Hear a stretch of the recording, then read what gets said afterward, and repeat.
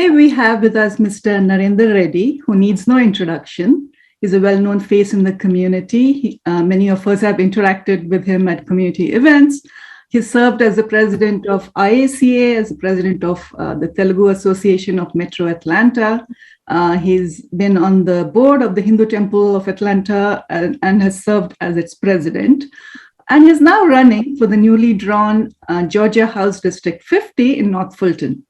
Let me quickly read his bio from his website, readyforhouse.com.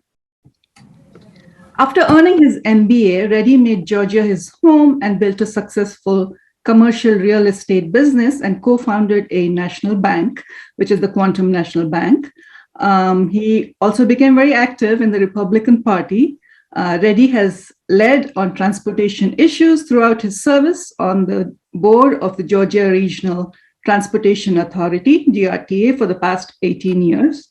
Serving under 3 Republican governors, Reddy has the experience we need to fix our traffic problems and invest in Johns Creek infrastructure. Mr. Reddy, good morning. Good morning. Welcome.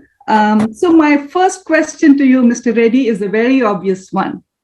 What took you so long to run for office? Boy, I thought you won't ask, but in my campaign trail, when I go on the door knocking and at the events, that's what people are asking. Why do you took so long? We were expecting to run for office 10 years ago. Yes. But I think for everything, there is a time has to come. And actually, about 10 years ago, I tried to run for the state senate. But that time, the incumbent was supposed to go for the lieutenant governor. In the last minute, he changed his mind. So I didn't want to run against a Republican senator who was very well respected in the community, in the politics at the state capitol. So I dropped. After that, I never got the opportunity to run for an open seat. This is the first time this is an open seat for the state house. Even though my intention was to run for the state senate, I said that I will settle for the state house. And also, this is the time because my children are settled, they got married, professionally settled, and we have grandchildren and all that. Maybe this is the time I thought I will explore. And not only that, I will explore. I'm going to win for our next generation so that they can be inspired and more people will run for offices of higher status. That's what I'm looking for. Yeah. Actually, my next question has to do with that representation or the diversity in the Georgia Republican Party. Back in 2004, I think you were the first Indian American to be elected a delegate to the Republican National Convention held in New York. Is that correct? That's right. Till today, I'm the first one. Right. Yeah. And the only one, I mean. You were the only one, yes. And then you were invited back to speak at the convention in 2008. And I think that's where you urged the GOP leadership to make special efforts to bring ethnic groups like Indian Americans into the fold. And you also stressed the lack of diverse population in the state convention. And you were pretty much the only Indian American, name that we knew of in the party in Georgia for a long time. So how has that changed in recent years? And do you see a more diverse representation in the Georgia Republican Party? It took a long time, but I think slowly we are getting into diversity, particularly when I go and I meet people. And also when I see the voters list, recent voters list 2018 and 2020, I noticed that there are significant size of Indian population who are voting in the Republican primaries. But still, we are nowhere close. But still, I feel that the party is not doing enough to bring the ethnicities, and party leadership has to do more than what they are doing right now. Because Indian Americans are the one which really, the community is so close to what Republican Party believes in, like education, family values, entrepreneurship, hard work, and success. But unfortunately, Indians are not really understand the philosophy of the Republicans.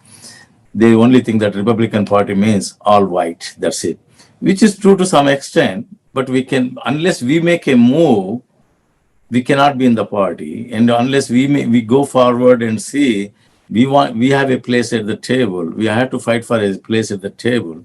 Unless we do on our own, it's not going to happen. But slowly it is happening.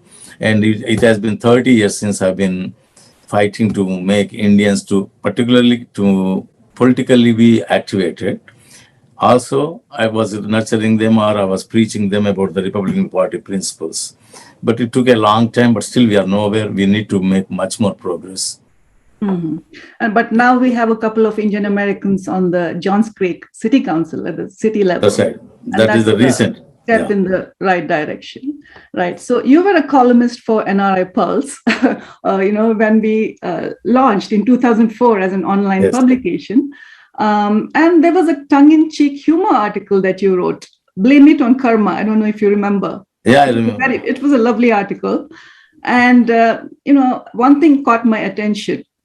You've said that we have just made karma an easy way out for our moral failures. What do you think is our biggest moral failure as a society today? Society in the moral failure says we do not accept we are not a perfect community 100%, but still we have our own issues, but we don't accept. We want to live in a denial. That is one thing happening in social issues, particularly in the families or in the society. We want to act like a different, we totally 100% perfect, and we want to believe that, but it's not true. So that is another denial that we are living in. So more than that, I cannot say much about online. Yes. So you are a lifelong businessman and entrepreneur with real experience in banking, finance, and real estate. So how is this experience going to help you effectively represent? See, if you notice, legislators, when they go to particularly when they campaign and all, it is all slogans. But I don't believe in slogans. I want to do some action. For example, economic growth of the Johns Creek district, particularly this district is economically doing very well. But at the same time, we cannot take it for guarantee. We cannot take it for guaranteed that it is going to continue. So, like a tax revenues, when you look at the tax incentives for the new businesses, these days, all of them are going into rural areas, the new businesses. But there should be some kind of corporate headquarters that can be moved to Johns Creek with a proper incentive. These things can be understood by people only who has operated business or who has a good knowledge of the finance, because otherwise people will think that why do we are giving the incentives? The incentives that we are giving is to build up for the future revenues, but hard to explain. So people go with the slogans, but I want to go with action. I want to do something for Johns Creek more than what it already accomplished. Jyotsna? Mr. Reddy, what are your top 3 priorities for the city of Johns Creek?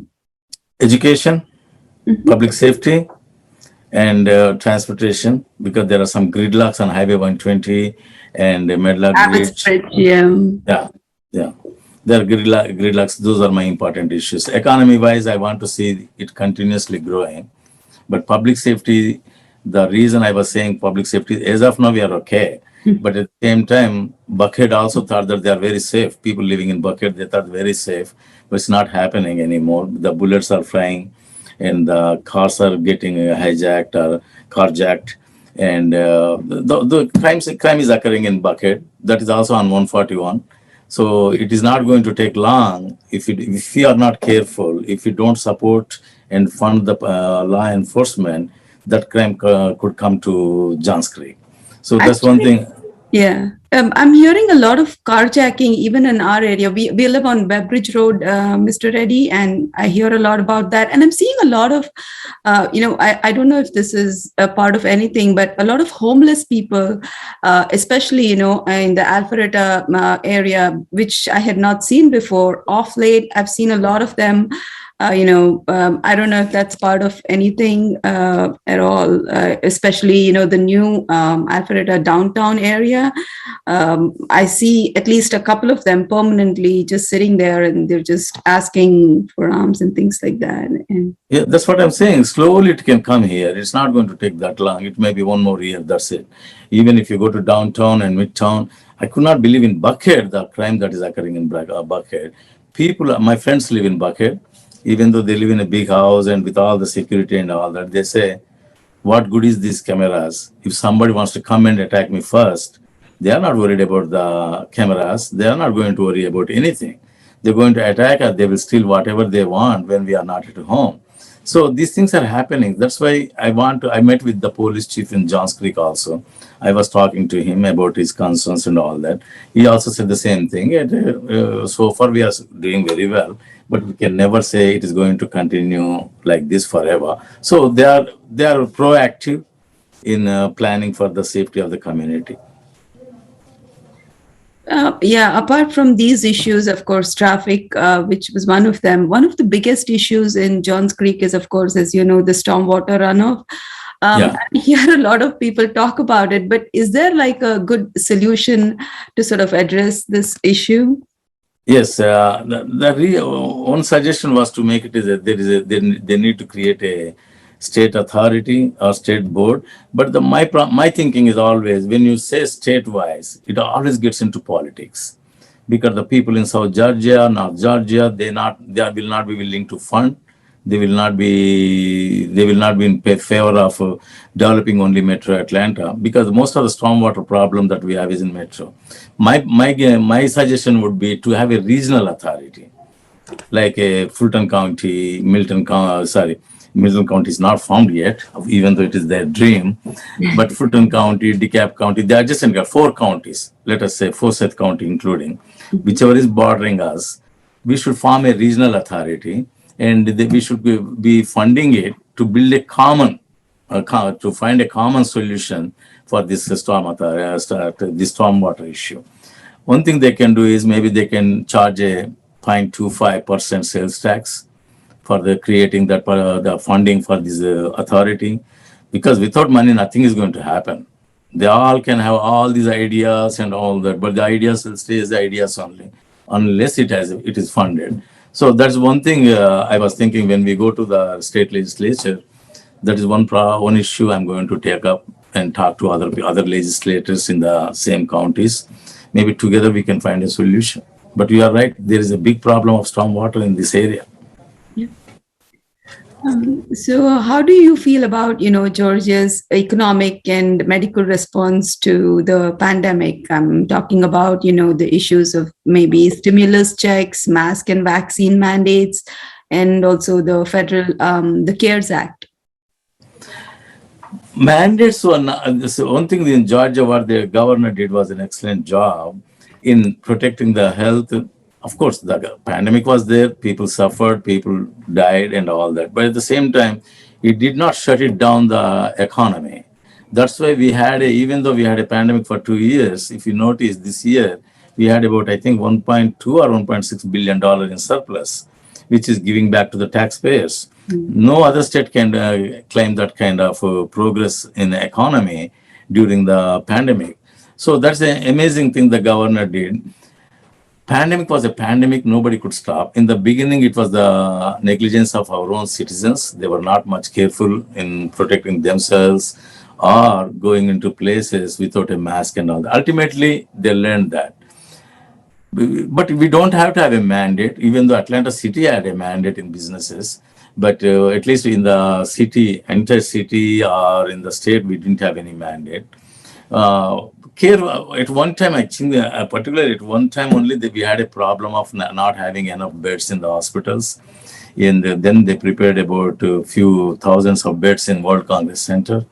But after that, we were able to catch up with everything. Unlike some other states, we never had that kind of problem here. Administration was very good, and even CDC agreed on that. So what are your views on this SB 202, the voting law, which critics say sort of, restricts the voting rights for historically marginalized communities? Someone has to explain to me, because I've been voting since 25, 26 years. Nobody ever stopped me, or nobody ever intimidated me at the polling booth or anywhere. I don't know why people say that. And another thing is, what is wrong with requiring a photo ID for a mail-in ballot also? Because if you don't have a mail-in photo ID accompanying your application, there are people who are called voter harvesters. They can collect somebody's names and they can mail the applications and they can get to their address the ballots and mail it back. I know it is not, but possibility is there. So in India, we have more than 800 million voters, all have the photo ID. Is America that poor that you cannot afford a photo ID for the application or to produce at the polling station? It never bothered me when they ask me when I go there, can we have a driver license or photo ID?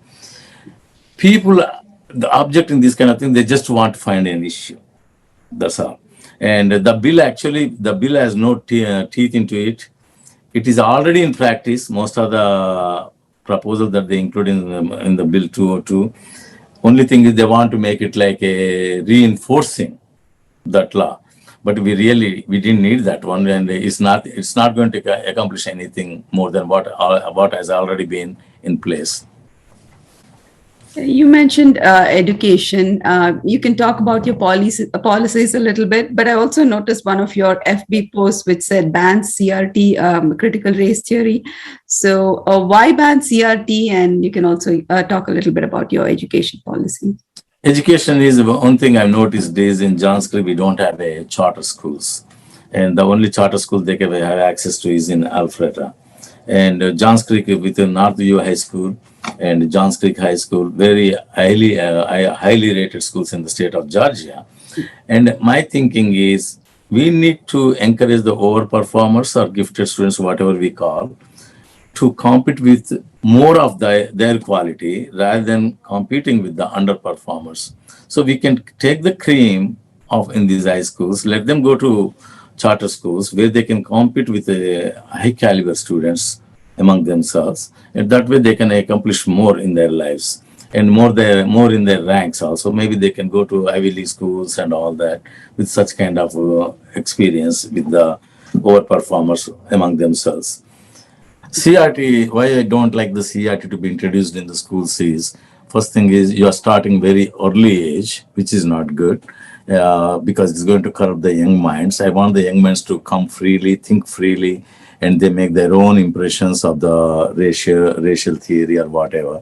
But it doesn't have to be taught in a school subject from third grade, second grade. We can do those things at the higher level, like maybe a senior year in high school or colleges, because that is the time when a mature adult can understand the implications of races and racial theory and what need to be done. Other than that, I'm totally against it introducing in the elementary level, middle school level. So, what are your views on healthcare issues in Georgia, and sort of what would you do to improve them? They say about 1.4 million Georgians who are uninsured, and many more are at risk of losing coverage. With the money that we allocate for the Medicaid, the more, because I know there is Stacey Abrams is proposing that we need to reduce the income level to get more people in. But unless we have the more money towards the Medicaid, if you keep on increasing the people only, but not the budget, not the money for it, the quality of the healthcare for whoever is getting now Medicaid will go down because it is the same pot, but more people. So that is the problem we have. But we need a more budget. And the other thing is, if the federal government gives money, if you accept it, it comes with a lot of strings. That's another problem we have. But I think the state and federal people, they should sit together and they should focus on this issue, on how to include more people into the Medicaid without compromising the quality of the service that they are providing at this time. But the legislature didn't do that job yet. And the federal government also, we never know what they do one day and what they do next day. So this is the problem we have. But I do agree that we need to decrease the income level, because the same income that we have 4 years back is not buying the same, is not giving us the same quality of life today because of the inflation and other things. So one of the other issues we have is labor shortage that we are facing. You see that everywhere around here, and millions of Americans, including Georgians, sort of just quit their jobs in the last year, and most of them complained about bad bad experiences in the work area and, poor payment. So what would you sort of do to bring them back to the workforce? We keep on increasing. They are increasing the salaries. For example, minimum wage, even though it is a $7.25, now we cannot find people for $15, even per hour. Even Chick-fil-A is paying say $15, QT paying $15, but still they cannot find enough people. I think that I noticed one thing is this is during the pandemic, people lost the attitude to work. They would rather want free money from the federal government or somewhere. And They lost that ambition to work and succeed and make more money so that they can work more, they can enjoy their life more. Somehow that ambitions are going down in this country, not only during the pandemic. It has started about 15 years ago. The ambitions I've been here for 40 years in this country. The ambitions that we had at the time, and the affluence we saw in the community at the time is not there anymore. People are kind of adapting into socialistic thinking now. All that I need is just for the two meals a day and a small apartment. I'm happy with that. I don't know what happened to this country, but that's the attitude. That's what I think. But how do you bring it? You cannot force a mandate that you should work. People have the freedom to choose what they want to do. If they want to work, they will work. If they don't want to work, they don't work. So, but industries are suffering, particularly small businesses are suffering a lot because they're not getting enough people. And if they increase the cost, the customer is not coming back. Okay. So it is a big issue. Actually, the government should focus both state and federal level. And also giving these freebies, we should stop. Well, yeah. Yeah. So District 50, it flipped in the last elections. Is that right? 4 years back, it happened first time. Okay. And then again it happened 2 years ago. With more margin. Right. So how certain are you that voters will vote Republican this time? And what is your strategy to make that happen? My campaign is going to be mostly an economy thing. We want to protect the economic growth of the Johns Creek. But it is difficult election in November, but only thing I have in my favor is the Dr. Michelle Au, who is current state senator. She came, even though she's a state senator, she got demoted now basically because she chose to come and run in Johns Creek as a representative. The reason being her Senate district was in the redistricting, became more pro-Republican, and she didn't want to take any chance. In my favor, it will work because one thing is she's very radically left. Johns Creek people, about 40% of them are swing voters. They look at the candidate, they look at the issues the candidate is focusing based on that they vote. They are not really party loyals. There are so many people who voted Republican before they voted last two elections for the Democrats.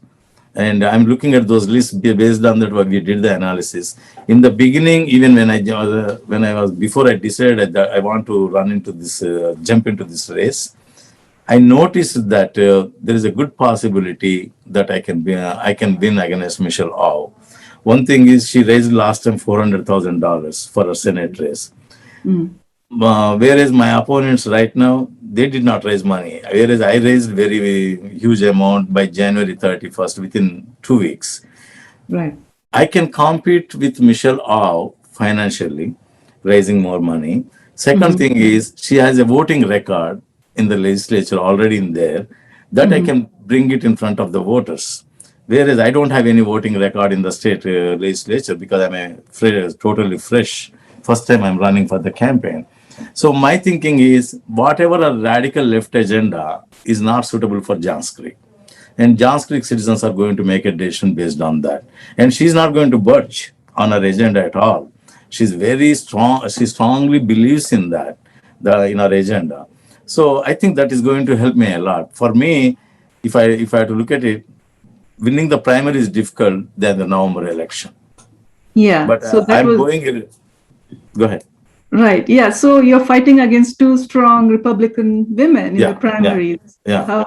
What do you have a strategy to, But no, I'm giving Fight with when I them. go to the party meetings and all that, I'm showing them my association with the party for last 30 years.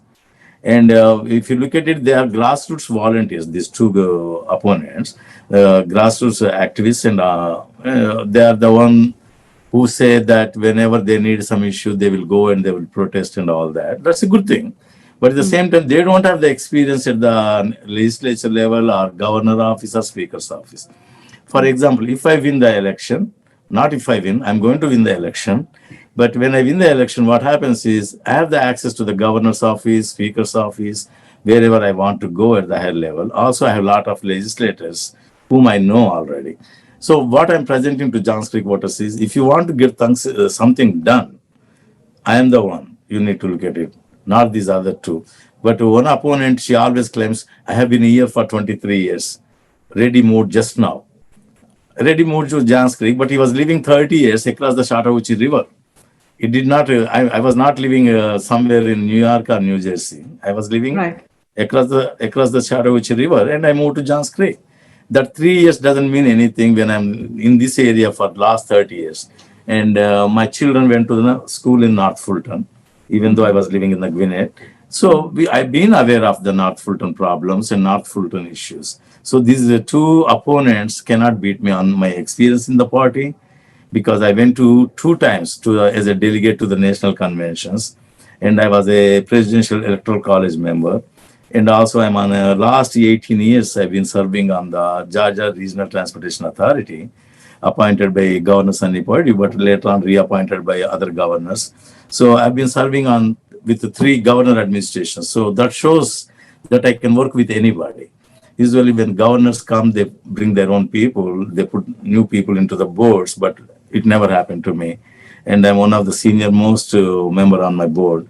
So all these connections, all my working relationship with other people, I can get more accomplished, because I don't believe in slogans, I believe in action. So I will do things quietly, but I can believe that one can believe that I can get things done for Johns Creek. And I strongly believe that they will choose me in this election. Well, do you have any other questions, Josna? If not, I think we can end the interview. One last question that I didn't ask earlier. You save the tough one for me, or what? Well, it depends. No, this is not the. Well, let's see.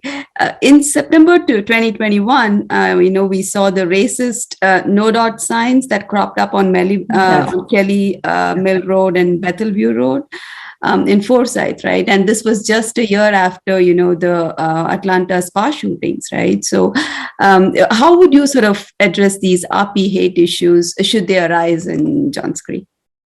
No, actually, believe it or not, these are the reasons we need to have a seat at the table. Because we cannot keep on sitting on the sidelines and expect somebody to come and rescue us. You have to be at the table. The table means we have to have a representation in the legislature. Once we have these things, when they happen, we should be able to tell the police to put more patrols on that area. But we have to have the power. So far, what we are doing is, we write the letters, we write the petitions, or we go online and signing these petitions and all that. No, if you are at the table, you have the power. You can talk to the governor, or you can call the county police chief and tell them to put more patrols. These things are done by some crazy guys, they do, but it brings such a bad name to the entire county, entire community. So. If not for any reason, for that kind of reasons, we need a representation at the State House. So far, Indian Americans never ran for this office. And one thing I want to share with you is when I'm going knocking on the doors, so far I went for 1,200 homes, but my goal is to finish 4,000 by the time the primary is over. Our own Indian American people, couple of people, they shut the door on me saying that, oh, you're Republican, we are Democrats. We registered Democrats. The misleading thing is there is no registration in Georgia to register your party affiliation. They don't understand. If you registered in where the registration is required, like in New York, New Jersey areas, if you registered as a particular party, you cannot vote in the other primary. If you registered as an independent, you are not eligible to vote for any primary. Yes. So those are the things. But here the misconception is among our Indian friends is that, oh, I'm a registered Democrat, I cannot vote. And particularly the two ladies, they shut the door on me without even, Yeah, without even that's the thing, right? That's the thing. I've known you for like 20 years now, and Yeah. we've all been friends, whether we are Republican Yeah. or Democrat Yeah. or whatever. But now the country is so divided, so divided. Even Yeah. families are divided. So, what do you think we can do to heal the country, our society? Even believe it or not, as a Republican, I had tough time in our own community, particularly Yes. in the last 4 years. Yes. I lost a couple of friends who were friends with me for 25 years. We were Yeah. family friends. They stopped talking to me. So these things happen, but it is going to take some more time to heal it. It's not going to happen overnight.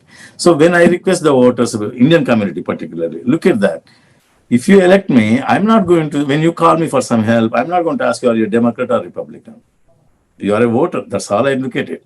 And also, you know me for a long time. I helped in the community with my political influence. Whenever somebody needed, I made the phone calls to senators or congressmen and get the things done.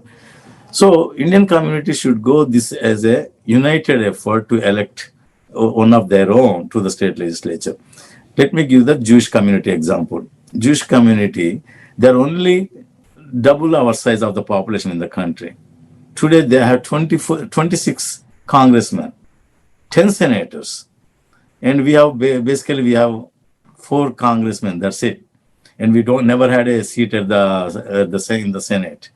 Even they have a Jewish population, even though they are only 2.4%, they have a Supreme Court chief justices. Actually, until 5 years ago, they had 4. Okay. The reason is Jewish community comes together when one of their own contesting in the election. And they are also like Indians, more 75% of them are registered Democrats or whatever they are Democrats. But when the election comes, they don't look at it. If there is a candidate of Jewish community, they will vote for him because they know that they can count on him. We should follow, our community should follow the same thing. If there is a candidate who is opposite to your party, but still go and help him. That's what I think. Yes. Well, thank you so much, Mr. Reddy. It was wonderful talking to you, and we wish you all the best in the primaries and we hope to see you in the November elections. Thank you, Veena. Thank you, Jasna. It's nice to see you all after 2 years, at least on the picture. Okay? I hope to see you soon. Okay. Hope to see you too. Thank you. Thank you. Good luck. Good. Thank you.